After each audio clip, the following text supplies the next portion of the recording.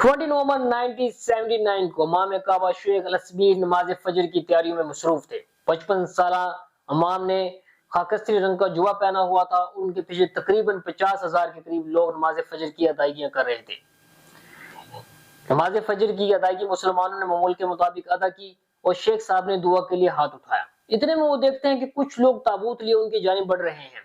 ایک معمول کی بات تھی، کیونکہ 20 دن پہلے حج ختم ہوا تھا اور بہت سے حجاج جو ہیں مکہ مکرمہ میں موجود تھے۔ حج کے دوران بہت سے لوگ مارے جاتے ہیں، جن کے لوائقین کی خواہش یہ ہوتی ہے کہ ان کا نماز جنازہ امام کعبہ خود ادا کرے۔ امام کعبہ نے اسے ایک معمول کی کارروائی سمجھا ہوگا اور دعا کے لیے انہوں نے ابھی تک ہاتھ اٹھایا۔ ان میں سے ایک شخص تابوت والا ان کے قریب آیا، انہوں نے شیخ صاحب کو دھکا دیا اور ان سے مائکرو فون کو چھین لیا اور مائکرو فون کو اپنے منہ کے قریب لایا اور پوری طاقت سے بولا، اللہ اکبر، اللہ اکبر۔ برادران اسلام، امام مہدی کا ظہور ہو چکا ہے۔ اتنے میں اس کے باقی کے ساتھی جو کہ تقریباً 400 کے قریب تھے، انہوں نے بھی اسلحے کی نمائش شروع کر دی۔ خانہ کعبہ کے اندر جو ڈنڈا بردار پہرے دار تھے، انہوں نے مزاحمت کرنے کی کوشش کی، لیکن سب کے سب مارے گئے۔ خانہ کعبہ کے 292 فٹ میناروں پر قبضہ کر لیا گیا تھا اور وہاں مشین گنیں نصب کر دی گئی۔ خانہ کعبہ پر مکمل طور پر قبضہ ہو چکا تھا۔ آخر یہ کون لوگ تھے جنہوں نے خانہ کعبہ پر قبضہ کیا؟ ان کے مقاصد کیا تھے؟ خانہ کعبہ کا قبضہ چھڑوانے کے لیے کیا جنرل مشرف کا کوئی کردار تھا؟ خانہ کعبہ پر قبضے کا مسلم دنیا پر کیا اثر پڑا؟ ان تمام سوالوں کا جواب ہم آپ کو دیں گے اس ویڈیو میں۔ میں ہوں Haris Rana and welcome to the street think. جہبان بن محمد بن السیف الہیتی 1930 کے اندر نجد میں پیدا ہوا۔ وہ بچپن سے ہی بہت بدمزاج شخص تھا، اس لیے اس کو جہبان کہا گیا، جس کا معنی ہے منہ بگاڑنے والا۔ جہبان جو تھا وہ پرائمری پاس بھی نہیں تھا اور وہ کلاسیکل عربی بھی بولنا نہیں جانتا تھا۔ وہ ایک نیم فوجی نیشنل گارڈ کے اندر ملازم تھا، جو تقریباً اس نے 18 سال تک وہاں ملازمت کی۔ وہ اپنے سخت گیر مذہبی نظریات کی وجہ سے مدینہ منورہ کے اندر منتقل ہو گیا اور وہ ایک مشہور شامی عالم ناصر الدین البانی سے بہت زیادہ متاثر تھا۔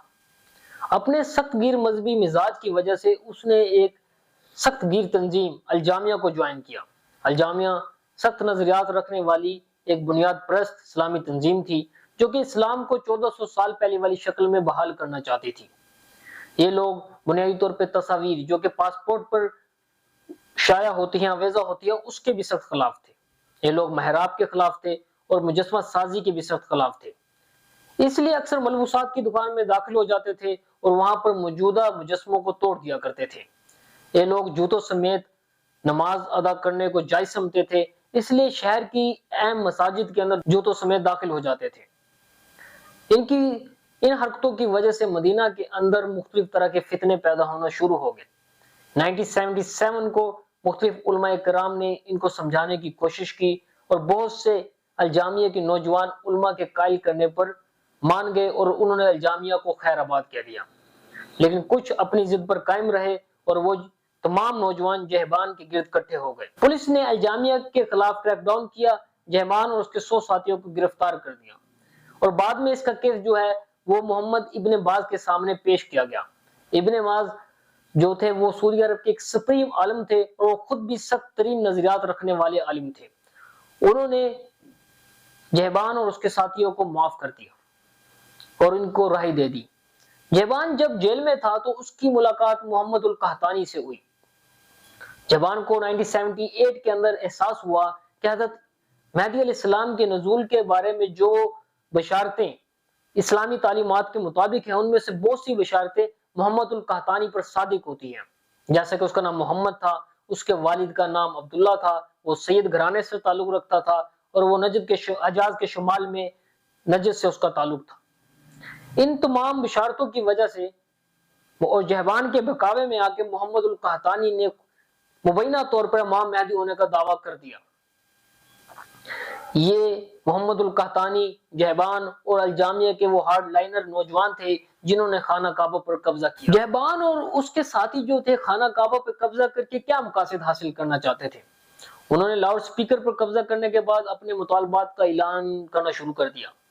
ان کے مطالبات کچھ اس طرح کے تھے کہ تمام مغربی ممالک سے تعلقات ختم کیے جائیں، تمام غیر ملکیوں کو سعودی عرب سے بے دخل کیا جائے، امریکہ کو تیل کی فراہمی بند کی جائے اور آل سعود کی حکومت کا خاتمہ کیا جائے۔ خانہ کعبہ پر قبضے کی خبر جب پوری دنیا میں پھیلی تو پوری دنیا کے اندر ایک کوہرام مچ گیا، خاص طور پہ مسلم دنیا کے اندر۔ مسلمانوں کو جب یہ پتہ چلا کہ ان کی مقدس ترین جگہ پر قبضہ ہو چکا ہے تو ان میں غم و غصے کی ایک لہر دوڑ گئی۔ بہت سے لوگوں نے اس کا الزام ایران میں حال ہی میں قائم ہونے والی امام خمینی کی حکومت پر لگایا۔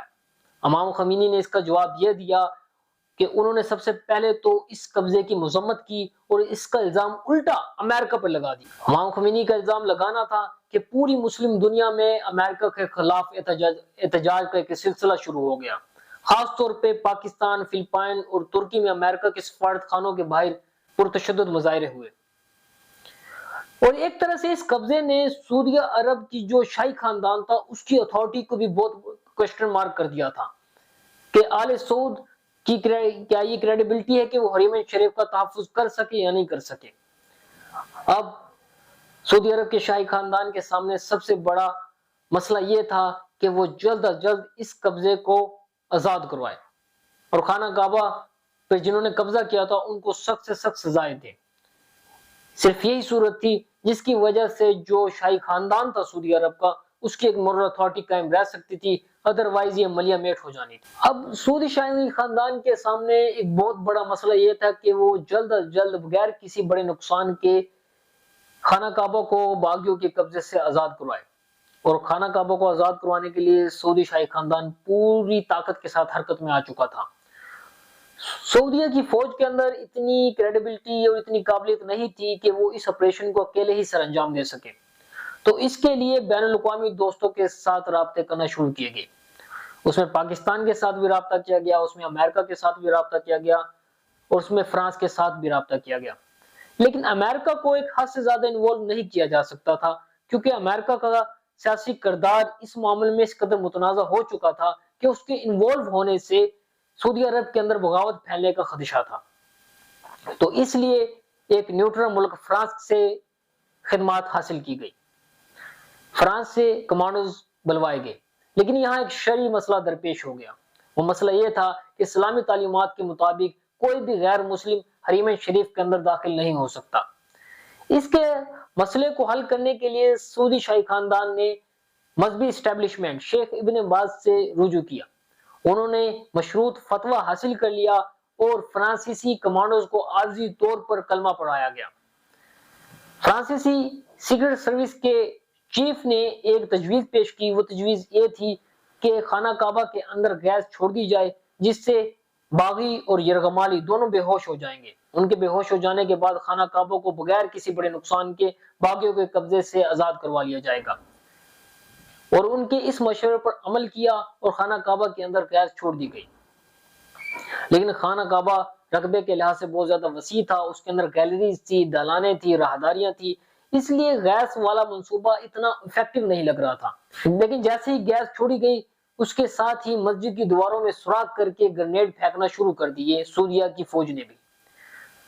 دونوں طرف سے لڑائی شروع ہو گئی۔ محمد القحطانی جو کہ مبینہ طور پر امام مہدی ہونے کا دعوے دار تھا، اس کے ہاتھ میں ایک گرنیڈ پھٹنے سے وہ ہلاک ہو گیا۔ جھوٹے امام مہدی کے مرنے کی دیر تھی کہ باغیوں کے حوصلے پست ہونا شروع ہو گئے۔ ویسے بھی یہ محاصرہ تقریباً 14 دن تک چلا تھا اور 14 دن کے ایک طویل صبر آزمائش کے بعد باغیوں کے پاس کھانا پینا اور ان کے حوصلے اور ان کے اعصاب جواب دے چکے تھے۔ جہبان نے اپنے ساتھیوں سمیت سرنڈر کر دیا۔ جہبان نے شہزادہ فیصل سے درخواست کی کہ اس کو معاف کر دیا جائے، وہ آئندہ کبھی بھی اپنی زندگی میں ایسی کوئی حرکت نہیں کرے گا، لیکن اس کی معافی کی درخواست کو رد کر دیا گیا۔ جہبان اور اس کے 62 ساتھیوں کو سر عام سزائے موت کی سزا سنائی گئی۔ اس طریقے سے خانہ کعبہ کو باغیوں کے قبضے سے آزاد کروایا گیا۔ سعودی عرب کے سرکاری اعداد و شمار کے مطابق اس آپریشن کے اندر تقریباً 127 لوگ مارے گئے تھے، لیکن جو غیر سرکاری اعداد و شمار ہمارے سامنے آتے ہیں اس کے مطابق اس آپریشن کے اندر تقریباً 4000 کے قریب لوگ مارے گئے تھے۔ ایک بات پاکستان کے اندر کہی جاتی ہے کہ یہ خانہ کعبہ کو باغیوں سے آزاد کروانے میں جنرل پرویز مشرف کا کوئی کردار تھا۔ یہ بات حقیقت کے بالکل خلاف ہے۔ کسی بھی اتھینٹک سورس سے بات ثابت نہیں ہوتی کہ اس آپریشن کے اندر جنرل پرویز مشرف نے حصہ لیا ہو، اور نہ ہی جنرل پرویز مشرف نے اپنی سوائے عمری اپنی آٹو بایوگرافی کے اندر اس آپریشن کا کوئی ذکر کیا ہے۔ ویسے بھی 1978 کے اندر ان کو لیفٹیننٹ کرنل کے عہدے پر پروموٹ کر دیا گیا تھا، تو وہ کیسے 1979 کے اندر ایز اے میجر اس آپریشن کے اندر حصہ لے سکتے ہیں؟ تو جنرل پرویز مشرف کا اس آپریشن کے اندر حصہ لینا محض ایک پروپیگنڈا ہے، اس کا حقیقت سے دور دور تک کوئی تعلق نہیں۔ اس کے ساتھ آپ جان چکے ہیں کہ خانہ کعبہ کے اوپر قبضہ کیسے ہوا، ان کے مقاصد کیا تھے، کنہوں نے قبضہ کیا۔ چینل کو سبسکرائب کیجئے، شیئر کیجئے اور ویڈیو کو زیادہ سے زیادہ لائک کیجئے۔